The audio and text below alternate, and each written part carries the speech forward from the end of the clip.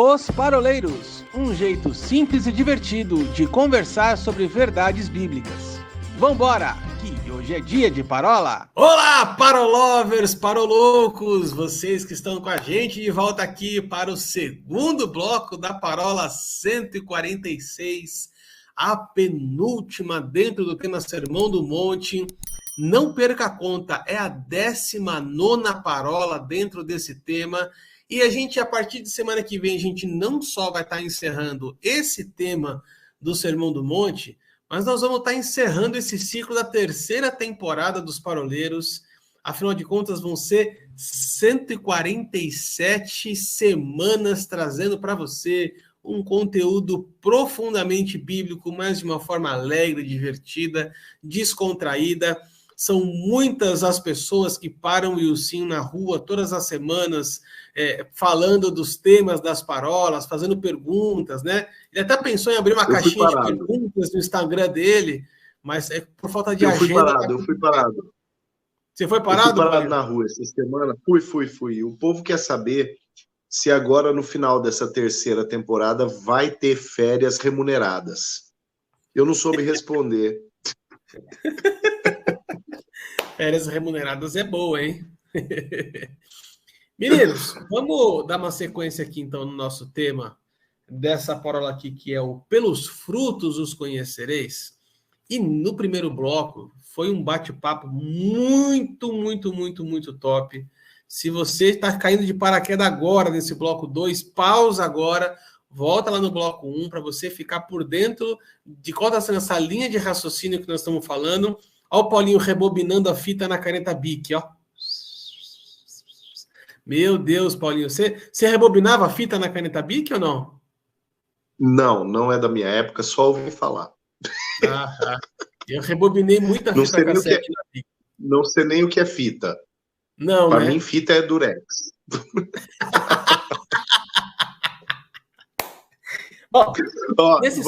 Deixa eu só falar um negócio. O Wilson, ele falou, né, da igreja, né? Todos somos oriundos, né, de uma mesma denominação. O Paulinho permanece nessa denominação. Aí eu comecei a fazer as contas, né? Rapaz, eu me converti em tal data, eu tô na igreja. Rapaz, faz tempo, hein?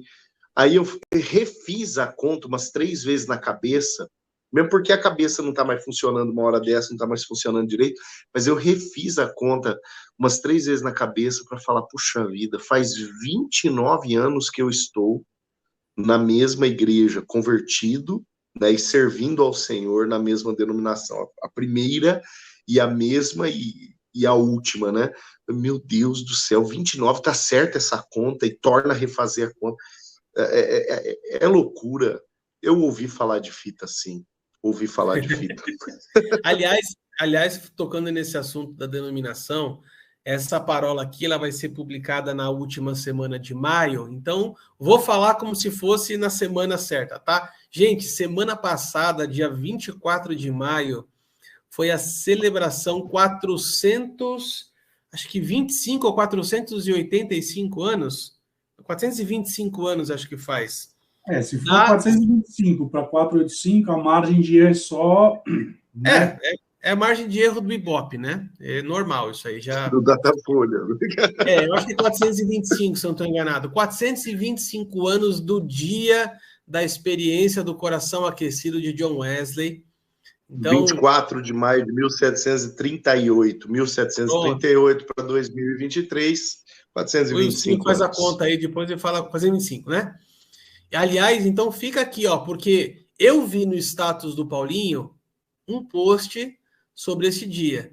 No meu status tinha um post sobre esse dia, mas eu não vi no seu, Elcinho.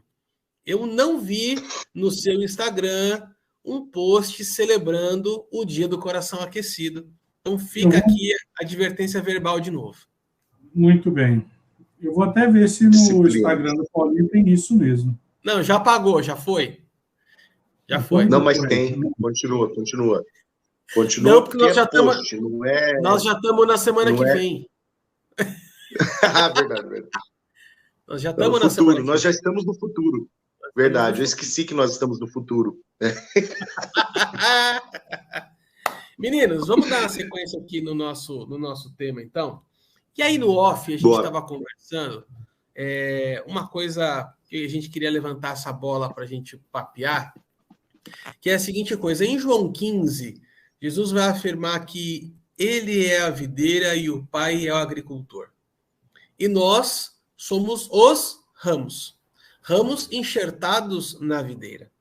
Então, fiz uma pergunta de agricultura aqui para os dois, nenhum dos dois soube responder, e eu perguntei a seguinte coisa: pode um galho de limoeiro enxertado numa bananeira dar limoneira?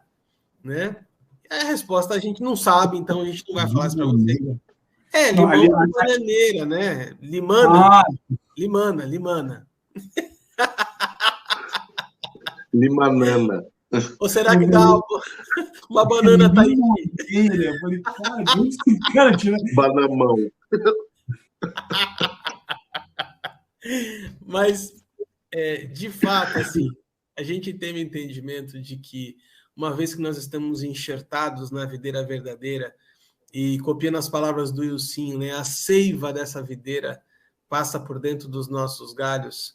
É claro que existe uma influência direta da videira na produção dos nossos frutos, né? O nosso fruto ele é de fato melhorado, né? Então acho que a gente pode caminhar aqui a respeito disso, assim, como é que funciona esse impacto de estarmos enxertados na videira na produção dos nossos frutos, meninos?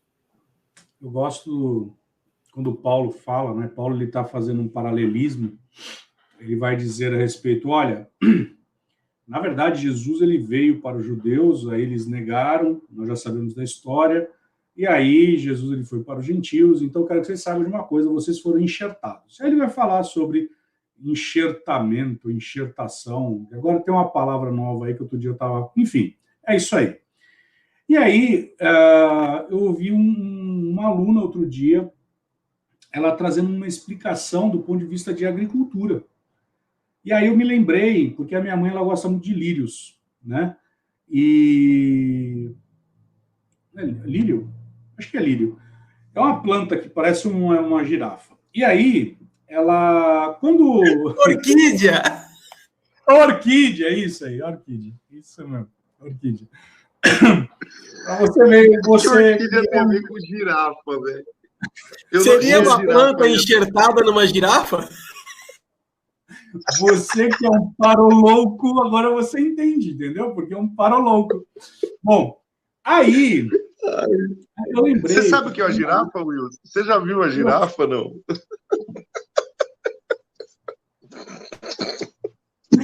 Para quem não sabia qual era o som da ovelha, e o outro me fala que é pálido, e aí eu falei, tá tudo certo, né? Bom, vamos lá. Aí... eu me lembrei que a minha mãe, ela pega, então, a orquídea, e quando essa orquídea está morrendo, a minha mãe, ela chama o rapaz aqui do prédio, e esse rapaz, ele pega essa orquídea e ele leva lá embaixo, ele dá um talho na árvore, tem umas árvores aqui embaixo, e ele coloca e amarra. Jesus, ele está falando exatamente sobre isso, né? E Paulo vai dizer da mesma forma. O que eu acho interessante é que, quando ele faz o enxertamento, a enxerção, o que seja... ele dá um corte na árvore e ele coloca exatamente aqui dentro essa nova planta. E o que é mais interessante, a partir do momento... Muito obrigado. Pensei que você ia colocar alguma coisa do girafas, já vai que a gente conseguisse aqui um patrocínio do restaurante Girafa, né? Aí, o que acontece? Imagina que, então, houve, então, um enxertamento.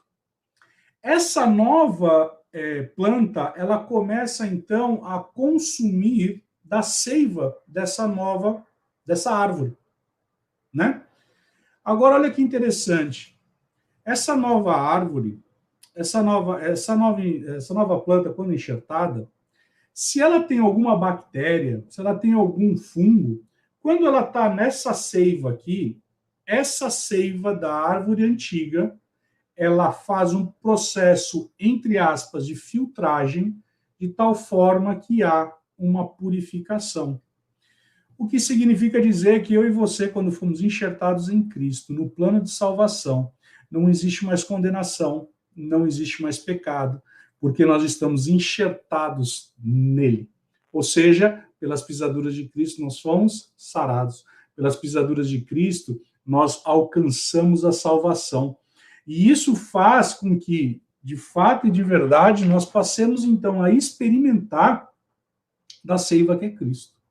E aí a gente vai entender, de fato, eu era uma oliveira brava, mas agora em Cristo eu não sou mais.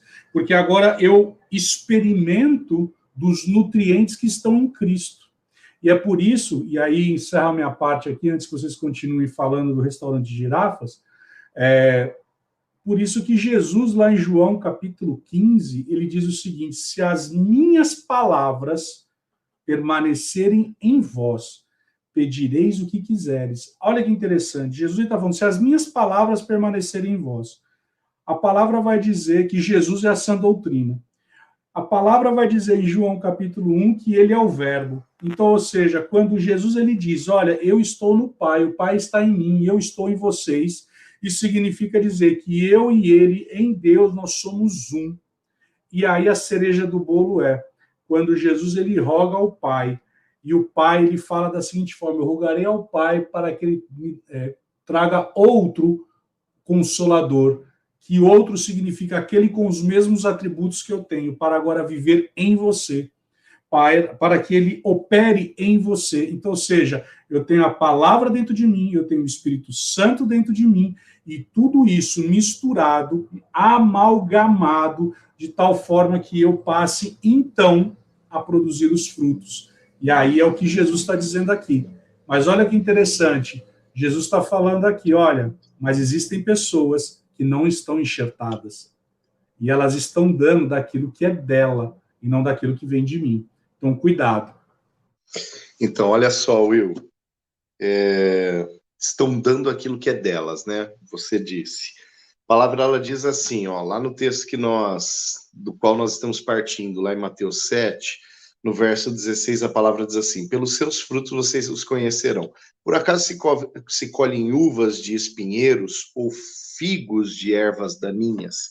Olha o espinheiro e a erva daninha. Quem é o espinheiro, quem é a erva daninha? É o sujeito sem Cristo. Né? É isso que a ligação, o link lá com João capítulo 15 vai deixar muito claro. Né, que sem Cristo, sem estar enxertado ou sem ser um ramo dele, o que eu tenho a oferecer não presta. Né? Por quê? Porque o mundo jaz no maligno. Então, qualquer influência que não seja resultado da nova criatura que eu devo ser a partir do momento que eu estou em Cristo, vai ter por resultado a revelar a partir de mim o espinho ou o efeito de uma erva daninha, né? Aí Jesus ele continua dizendo o seguinte, ó, toda árvore boa produz bons frutos, toda árvore má produz frutos maus. Aí vamos lá, falando sobre enxerto também, o apóstolo Paulo, quando escreve aos Romanos, querendo fazer uma alusão a quantidade de helênicos, né, gregos, romanos, que estavam se convertendo ao evangelho em um ambiente no qual o evangelho era predominantemente judaico-cristão, né, ou seja, de judeus que se converteram ao cristianismo, judeus que foram para Roma, se estabeleceram em Roma, estudiosos falam de cerca de 14 mil judeus em Roma, quando Paulo escreve a carta aos Romanos, judeus convertidos ao cristianismo, né? Em Roma, quando Paulo escreve essa carta aos Romanos. Olha só, muito grego, muito romano se convertendo, né?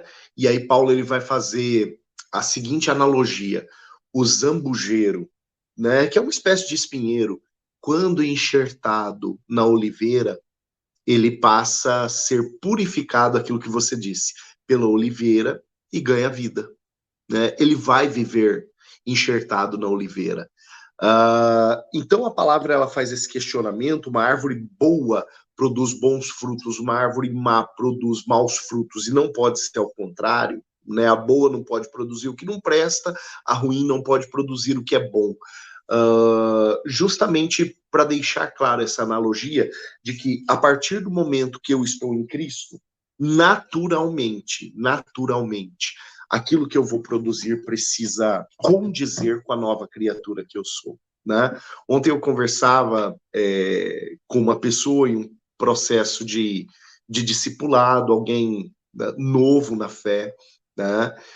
E a primeira associação que pessoas novas na fé fazem é a seguinte: a partir do momento que eu aceitar Jesus, a partir do momento que eu for da igreja, né? Eu sou o ser da igreja, né? A partir do momento que eu sou da igreja, então eu tenho que deixar algumas coisas. Falei, cara, a ideia não é deixar.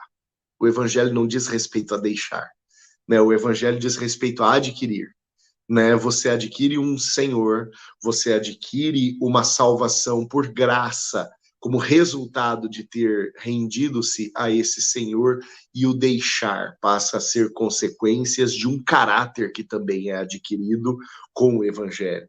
Então, à medida que você adquire o caráter de Cristo, o deixar é um processo natural, né? A renúncia é um processo natural, nunca forçado, né? O que acontece com um bebê que eu tentar arrancar antes da hora?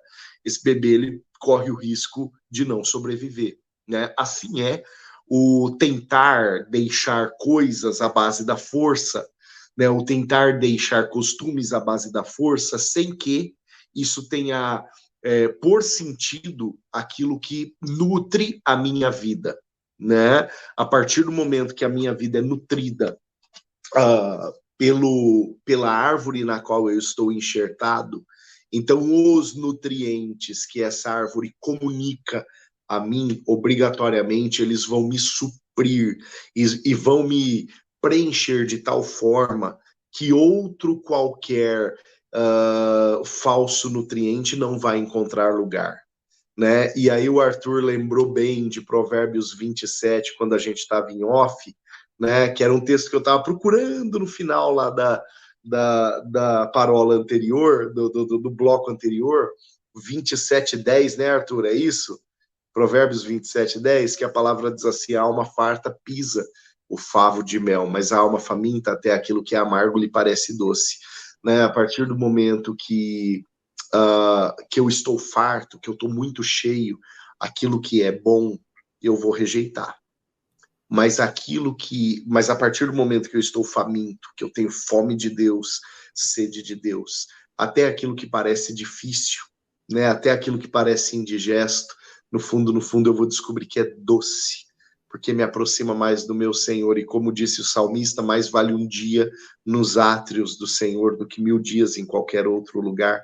Mais vale um dia nessa condição de enxerto, nesta condição de ser nutrido pelo Senhor, do que 1000 dias em qualquer condição de autonomia, né, de ser uma planta autônoma, porque planta autônoma é planta ruim, planta autônoma é espinheiro, planta autônoma é erva daninha, e uma planta autônoma, sendo ela má, jamais ela vai produzir fruto bom. E aí, Paulinho, a gente não pode esquecer, nós falamos até agora a respeito do que está entre 15 e 18, né? Mas Jesus, ele continua dizendo que essas pessoas, elas vão falar em nome dele. E em nome dele vai trazer o engano, né? De novo, falando sobre falsa doutrina, né? O próprio Arthur já citou o texto lá o texto de Timóteo, dizendo que no final dos tempos, né? Sim, é fato que lá está falando sobre o falso mestre, mas aqui também nós vamos entender Jesus, ele apontando para algo interessante. Está falando, olha, vai chegar esse ponto e vão falar no meu nome.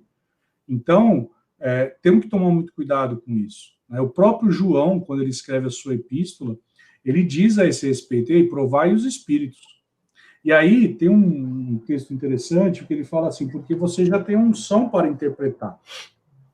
E tem gente que pega esse texto e fala assim: então ninguém precisa me ensinar nada, porque o Espírito Santo me ensina todas as coisas. Mas não é isso que João está falando. João está deixando muito claro: ei, existe uma unção sobre a sua vida que você vai saber discernir o falso profeta. Você vai saber discernir a falsa doutrina. E aí Jesus ele continua dizendo aqui que aí é uma sentença, né?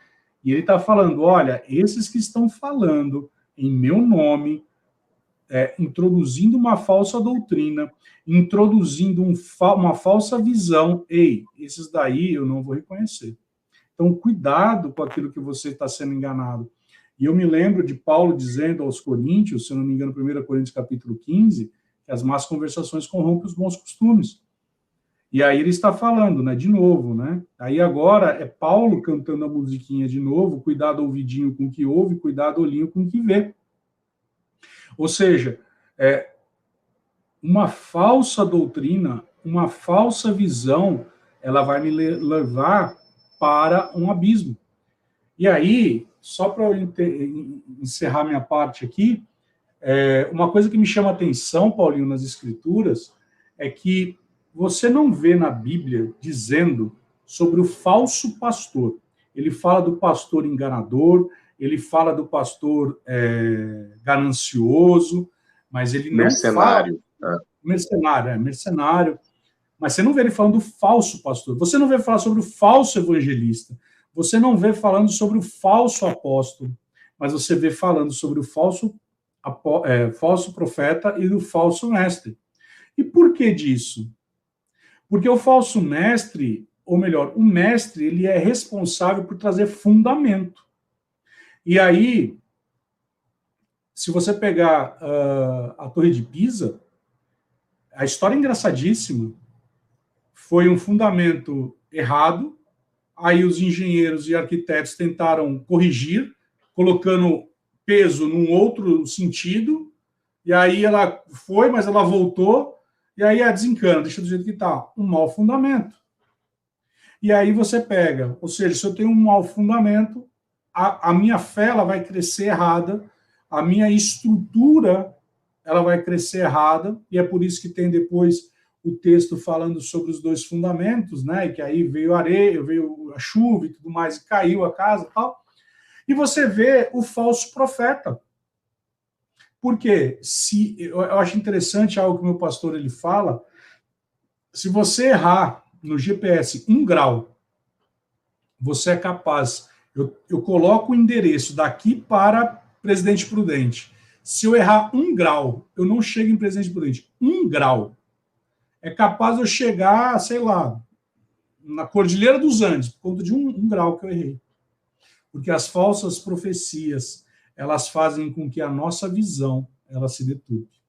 Quero encerrar esse bloco aqui. Enquanto vocês falavam, ardeu no meu coração o texto do Salmo 1. Salmo tão ouvido, tão conhecido, tão falado, mas eu estava aqui meditando a respeito de frutos, né? E frutos que permaneçam. Jesus ele dá essa ênfase, né? De frutos que permaneçam. E no Salmo 1 aqui ele vai dar pegando aqui a carona da brincadeira com o Ilcinho off, né? Uma chave que vai dar acesso a novos patamares, né? Mas, brincadeiras à parte, o Salmo traz que vai destravar, vai ativar, né? O texto do Salmo 1, ele vai dizer algo aqui que é importante, que é a respeito do fruto. Ele vai falar assim: bem-aventurado o homem que não anda no conselho dos ímpios, não se detém no caminho dos pecadores, nem se assenta na roda dos escarnecedores. Antes, o seu prazer está na lei do Senhor, e na sua lei ele medita de dia e de noite. E ele é como a árvore plantado junto à corrente das águas, que no devido tempo dá o seu fruto, e a sua folhagem jamais murcha, e tudo aquilo que ele faz será bem-sucedido. Quer ser uma árvore frutífera, quer ter folhagens que nunca murcham, quer ser bem-sucedido em todas as coisas, medite na palavra do Senhor de dia e de noite. Não se assente na roda dos escarnecedores, nem naqueles que são caluniadores. Enfim, coloque o seu coração, deposite o seu coração nas promessas do Senhor para a sua vida, naquilo que Ele já tem preparado para você, e medite. Quer falar, Paulinho? Quero. Eu acho que, Arthur, esse encerramento que você está dando, ele vai muito de um encontro necessário com aquilo que o Will falou. né? O Will, ele falou acerca da falsa profecia, do falso profeta, do falso fundamento, através do trabalho do falso mestre. Aí alguém pode perguntar assim, ok, como saber, né? Gente, como saber é algo muito simples. A fonte de fundamento confiável é a palavra.